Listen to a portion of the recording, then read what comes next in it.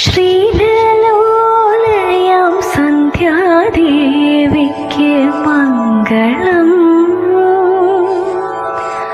കാർത്തിക ദീപം ചാർത്തി നേരും നമസ്കാരം. ഹലോ, എല്ലാവർക്കും സുഖല്ലേ?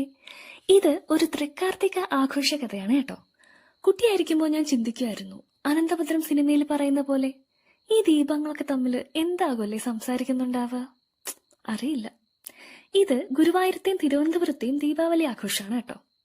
അപ്പോൾ നിങ്ങൾ വിചാരിക്കും, ഒരേ ദിവസം എങ്ങനെ ഞാൻ രണ്ടിടത്തും എത്തിയെന്ന്. ഇത് 2 വർഷത്തെ വീഡിയോ ആണ്, രണ്ടും ഉൾപ്പെടുത്തിയെന്ന് മാത്രം. ഗുരുവായൂർ തൃക്കാർത്തികയ്ക്ക് ചില വീടുകളിൽ മാത്രമേ ദീപം തെളിയിച്ച് ഞാൻ കണ്ടുള്ളൂ.